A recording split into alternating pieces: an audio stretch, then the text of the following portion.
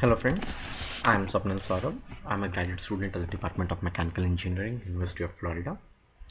Today I am here to present you my project, Relevance of Diversity in Color Feature Selection on Content-Based Image Retrieval. This project has been completed as a partial fulfillment for my course Pattern Recognition, which is guided by Dr. Depang Vu. Before I move any further ahead with my project, I would like to bring your attention towards the image which is there on the foreground. This image represents something which is named as query image on the top, and then there are some retrieved results.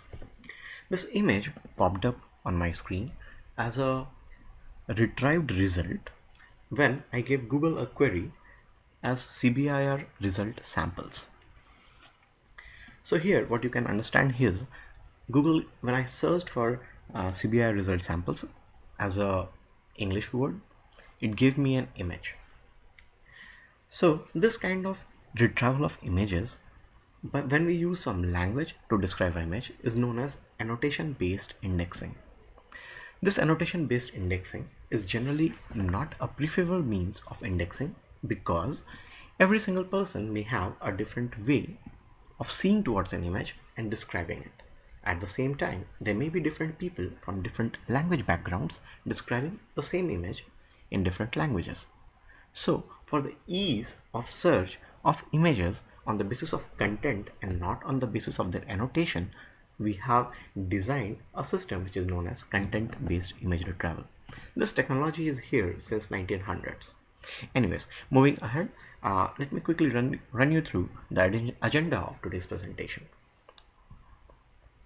First of all, in today's presentation, we will try to understand what is CBIR and the different minute details of CBIR. For example, how a computer understands the image, then how it describes the image, and at the same time, how it uses to train the knowledge it has got about the images, and then finally give you a test query, give you a query, give you retrieved images for your test query.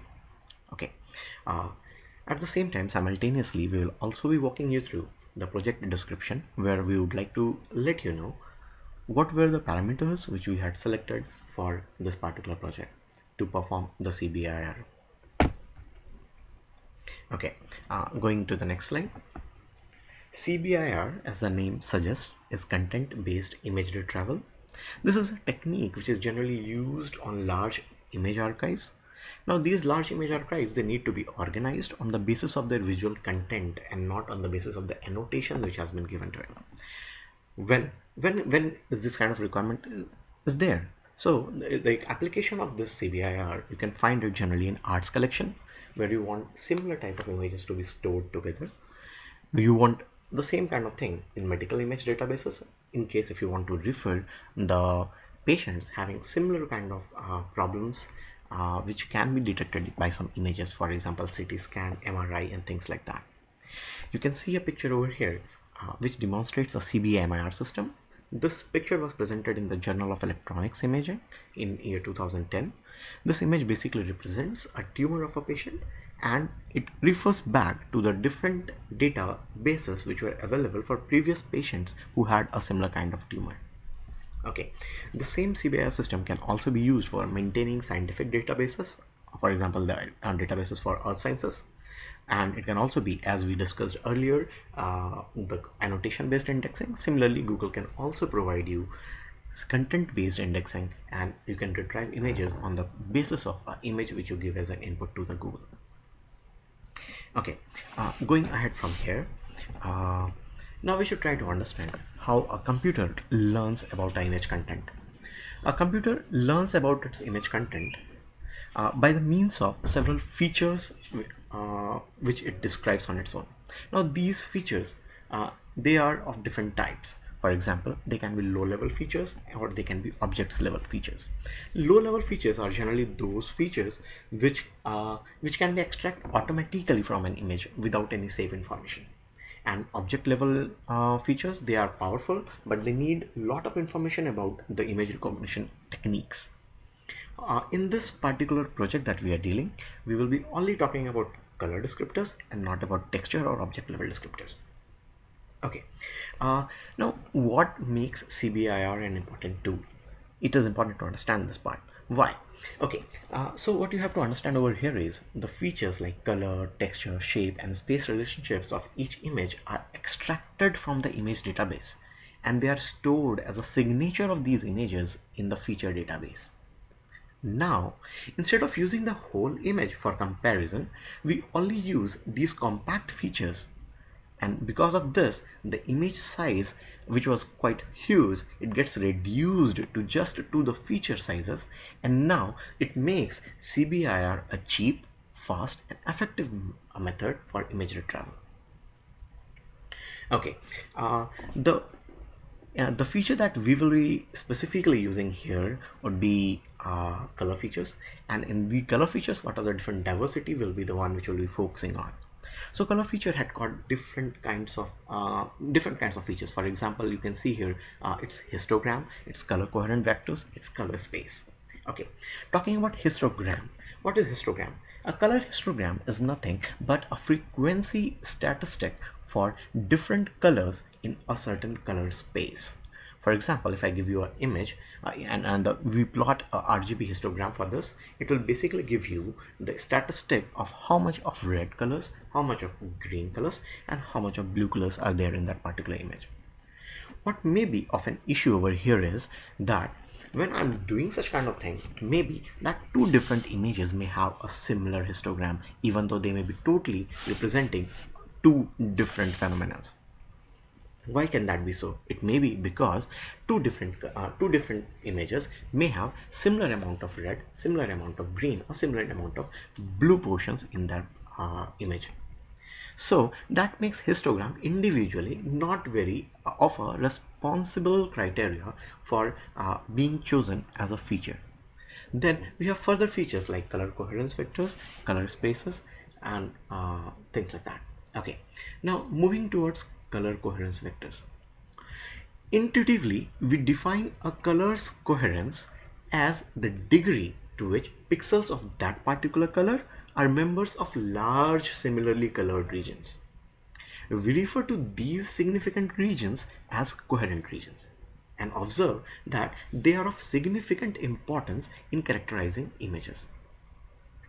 Coherence measure, it basically does what is, it classifies pixels as either coherent or incoherent. The coherent pixels are a part of some sizable contiguous regions, while incoherent pixels are not. A, current, a color coherent vector represents this classification for each particular color in the image.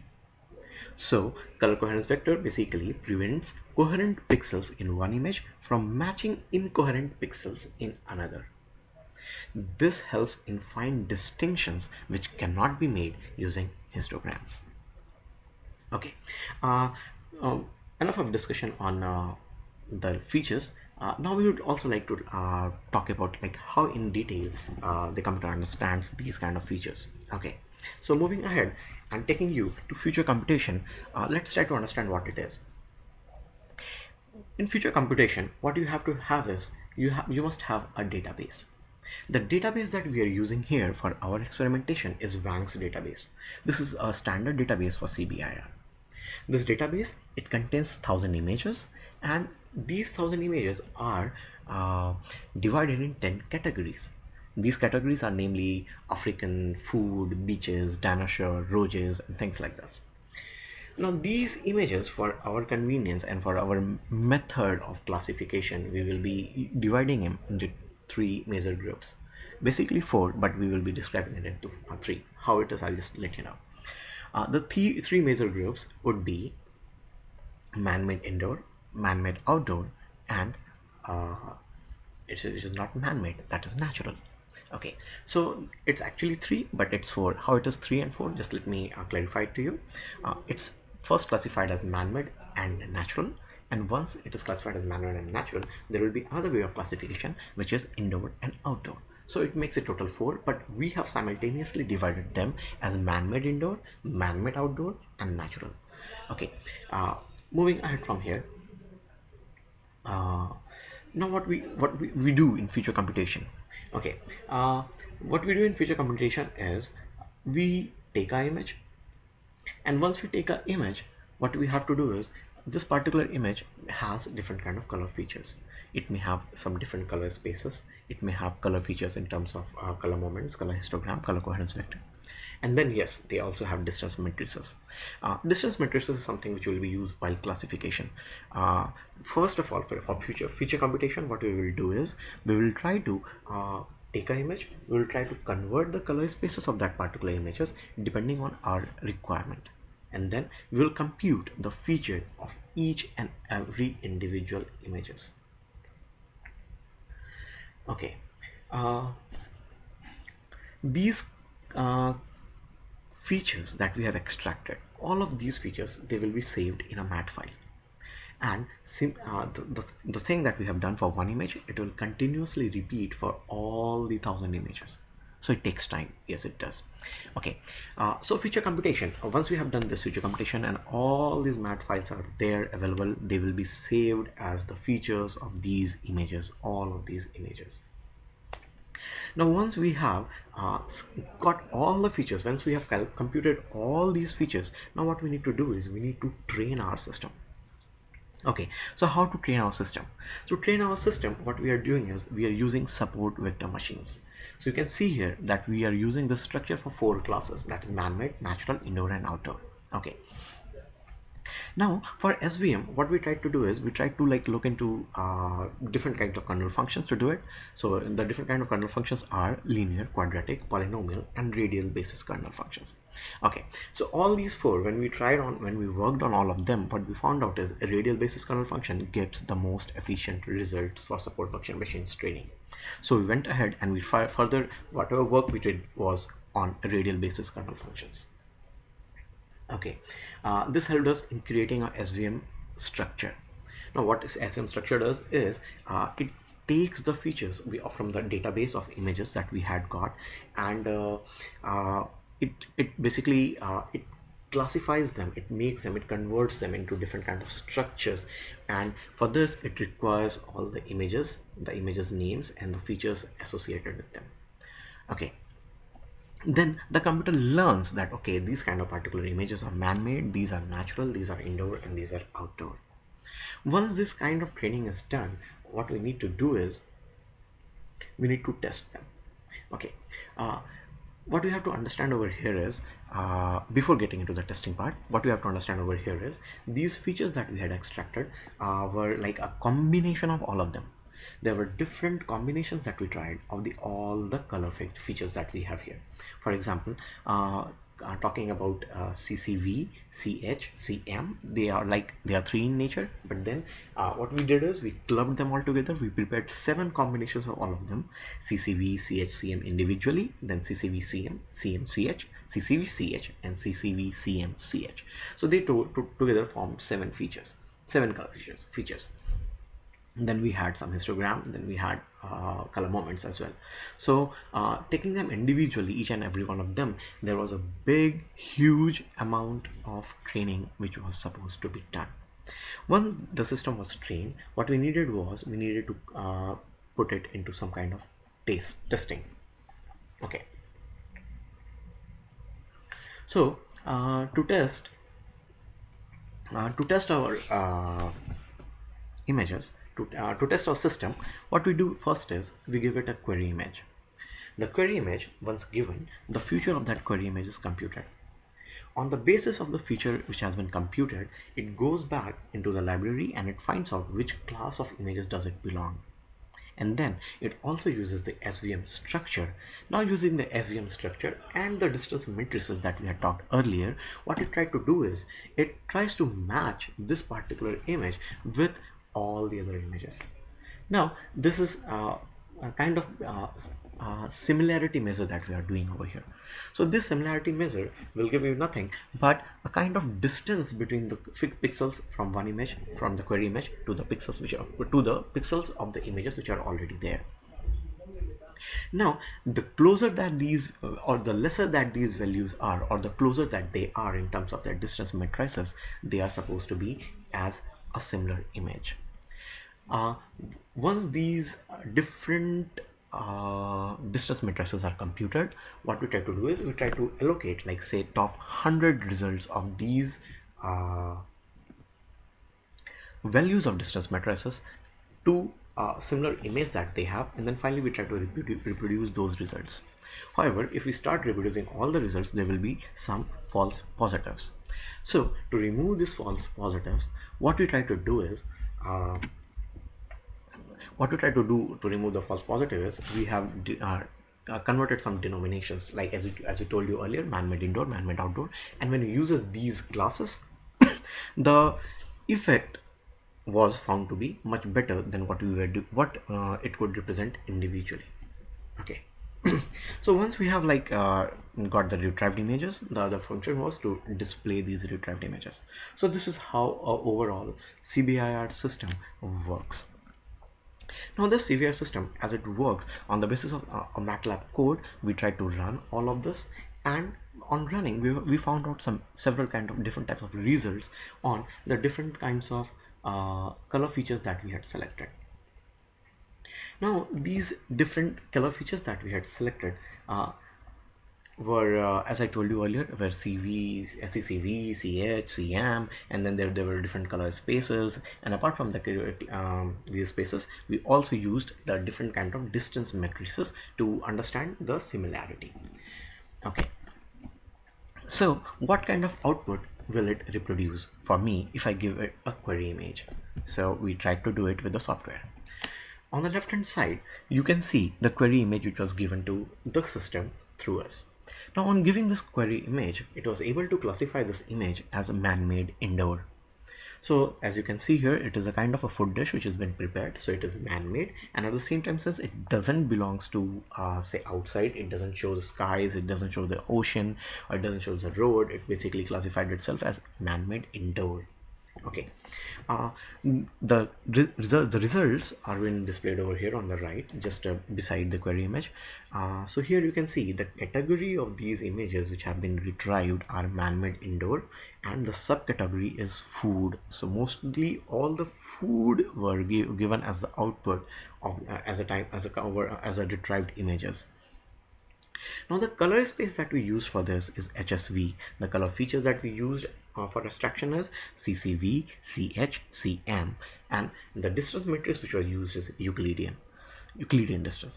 Now Euclidean distance is basically the most simplest distance that can be there in between two pixels, and it is very similar, or it is, you can say, it is totally the same it is totally the same geometrical distance that you have learned in general basic classes of geometry. Okay, so the results that it gave was 37 results. Now these all the 37 results have not been demonstrated over here, just for shortage of space, but the thing is, it was able to reproduce 37 results when you use the parameters HSV, CCV, CH, CM, and Euclidean distance as our features. Now what makes it special? So to understand what makes it special, let's go towards the other results that we received when we had altered the values of color spaces, features extracted, and distance matrices.